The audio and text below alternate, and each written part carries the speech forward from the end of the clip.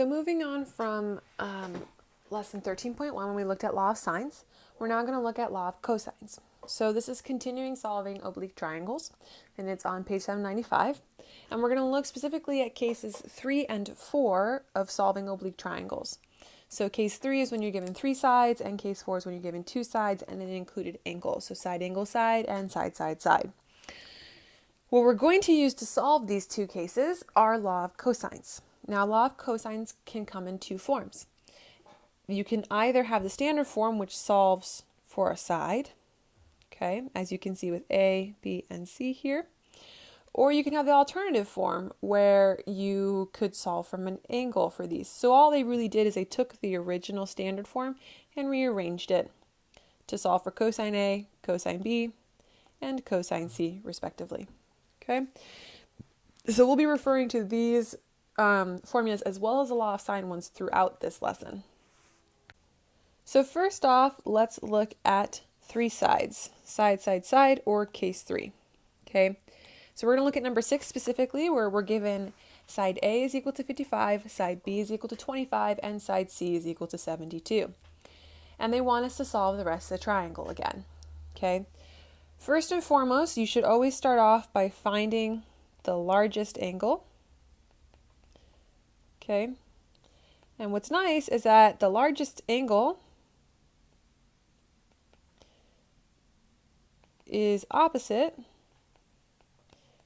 the largest side, or the longest side. Okay, so out of 3 sides presented, A, B, and C, C is the largest side. So we're going to solve for angle C first. So we're going to use the formula cosine of C is equal to 50 A squared plus B squared minus C squared over 2AB, and then plug in. So we get 55 squared plus 25 squared minus 72 squared over 2 times 55 times 25. Plug that into your calculator and then take the inverse. So we get that, so this is, when we plug that in, we get negative 0.5578. When you get a negative value, as you do here, you're going to get a large angle. When you get a positive value, it's going to be a smaller one. So C will be cosine inverse of negative 0.5578, which is 123.91 degrees.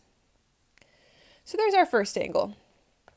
Next thing we need to do is find the other 2 angles. So what's easier is using law of sines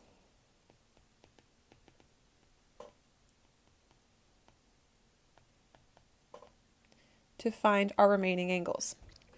So let's look for angle A. So sine of A over side A is equal to sine of C over side C.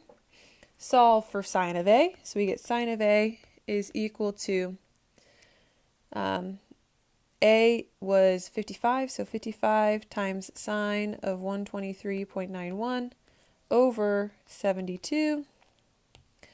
Plug it into your calculator, you get 0.6339. Take the inverse of both sides, so sine inverse of 0.6339 is equal to 39.35 degrees. So we've got angle C, angle A, and then to find angle B, we're going to do 180 minus the sum of A and C.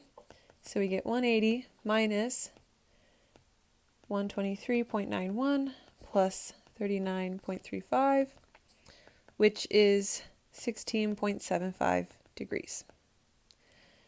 And those are our answers. Next, let's look at case 4, which is where we've got 2 sides and an included angle. So side, angle, side. And we're going to look at number 10. So we've got A is equal to 55 degrees, B is equal to 3, and C is equal to 10. It might be beneficial to draw these if you would so desire. I mean, you could even just draw a quick sketch of this. So let's say that side C is here, side B is here, and that means side A is there. So opposite side A is angle A. So that's why it's side side, angle, side. Okay? So, first thing we're going to do is we're going to solve for the remaining side that we don't have, which is A. And we're going to use law of cosines to find it. So we have a squared is equal to b squared plus c squared minus 2abc cosine of a. So a is equal to the square root of 3 squared plus 10 squared minus 2 times 3 times 10 cosine of 55. Plug that all into your calculator, you get square root of 74.584, which is equal to 8.64. Okay, so now that we have side A, again, it's going to be easier if we just switch to law of sines. So what you're going to be doing a lot for most of the homework in this lesson was going to be simpler in the long run. Because law of cosines is so cumbersome to work with, you will use law of cosines to find one piece of the missing triangle and then switch to law of sines. So we're going to switch to law of sines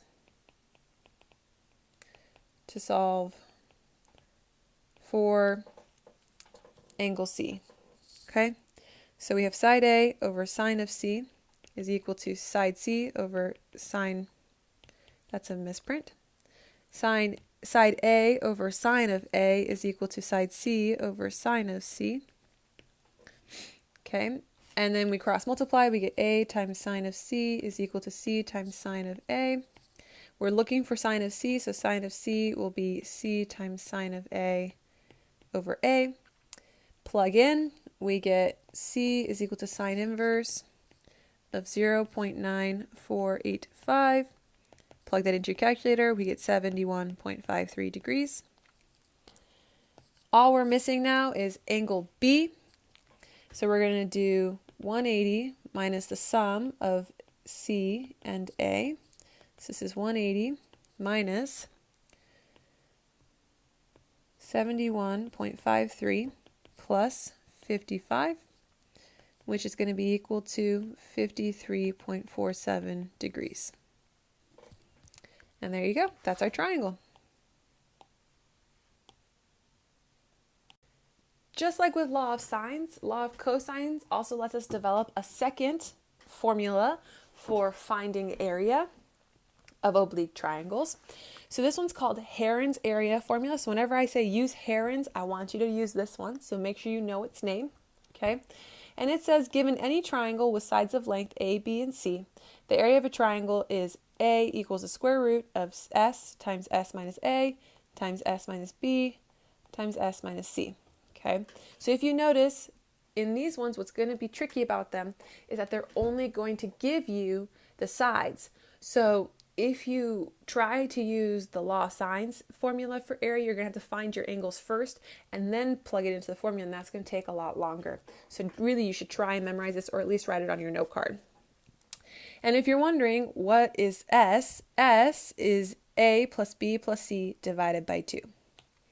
So let's look at an example. In 18, we've got side A is equal to 12, side B is equal to 15, and side C is equal to 9.